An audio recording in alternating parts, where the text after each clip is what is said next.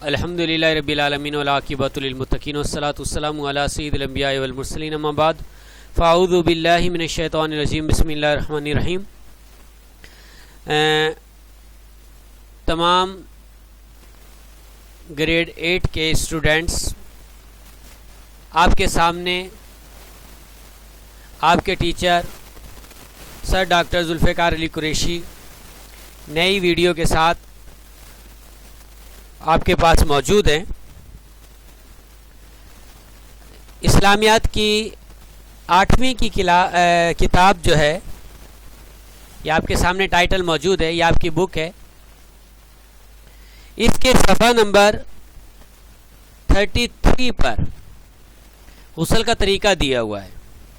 اس کو ریڈ کر لیتے ہیں، ایکسپلین کر دیتے ہیں آپ کو، آپ اس کو غور سے سماعت فرما لیں۔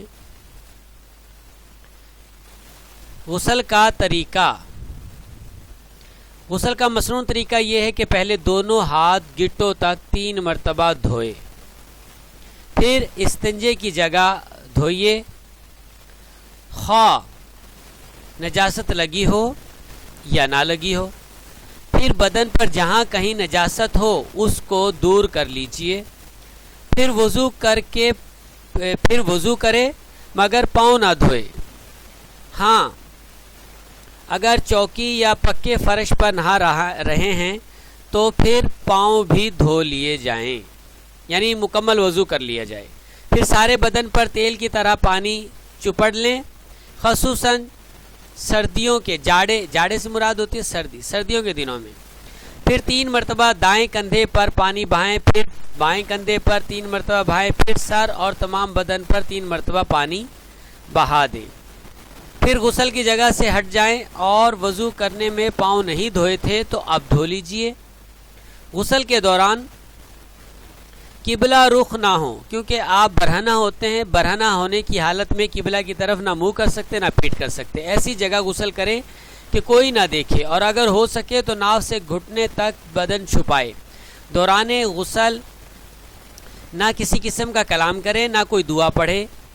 غسل کے فوراً بعد جسم صاف کر کے کپڑے پہن لے۔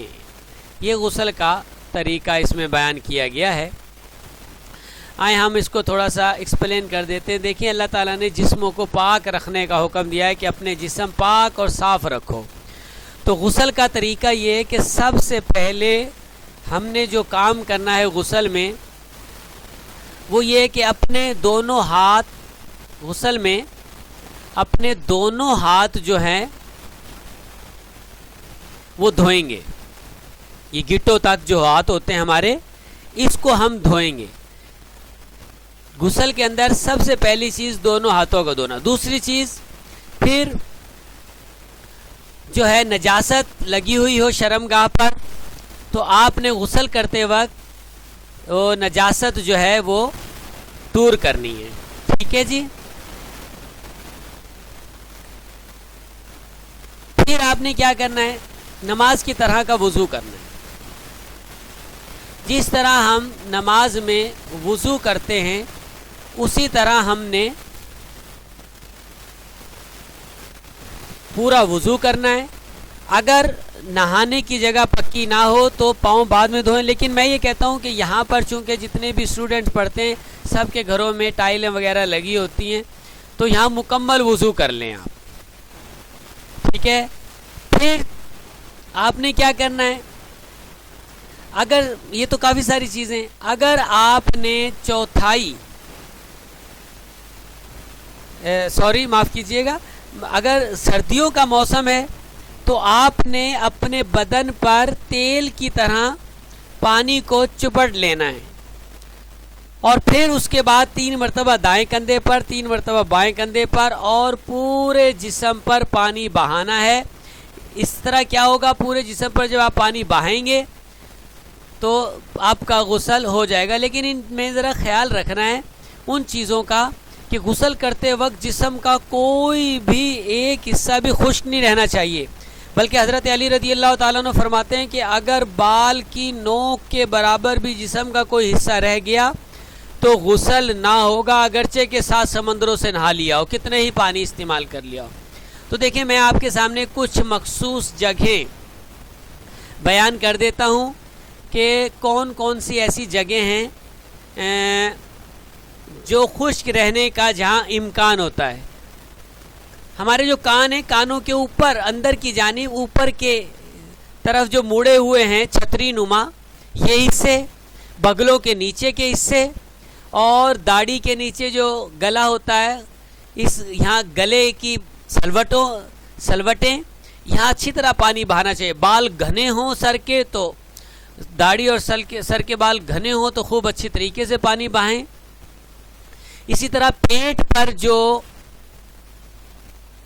بل پڑے ہوتے ہیں، پیٹ پر جو بل پڑے ہوتے ہیں، آپ ان کو اچھی طرح، یہاں تک کہ بعض کی ناف اندر تک ہوتی ہے تو ناف کے اندر تک بھی کوشش کریں پانی پہنچائیں۔ اسی طرح دونوں رانوں کے درمیان کی جگہ، شرم گاہ کے قریب کی، جسے ہم جو ہے وہ چڈے بھی بولتے ہیں، تو اب دونوں رانوں کے درمیان اچھی طرح اندر تک پانی جذب نہیں ہوتا کیونکہ یہ بالکل چپکی ہوئی ملی ہوئی جگہ ہوتی ہیں، تو یہاں پر پانی پہنچائیں۔ اسی طرح گھٹنوں کے پیچھے اور گھٹنوں کے نیچے، اسی طرح ٹخنے اور گٹے، ٹخنے اور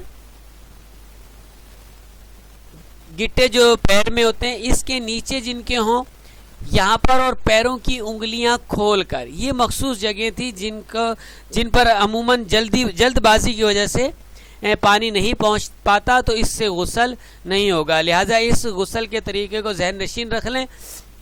اور ظاہر بات ہے فیمیل کے لیے سینے کے نیچے کے جو ہے حصے، ان پر بھی پانی کا بہاؤ بعض اوقات نہیں پہنچتا۔ ان چیزوں کو ذرا اچھے طریقے سے آپ ایکسپلین کر لیں، جس کو جو بات سمجھ میں نہ آئی ہو تو آپ فیمیل اپنی مس سے اور میل جو ہے اپنے ٹیچر سے مزید اس کی معلومات حاصل کر سکتے ہیں۔ انشاءاللہ نیکسٹ ویڈیو میں ملتے ہیں۔ وما توفیقی الا باللہ۔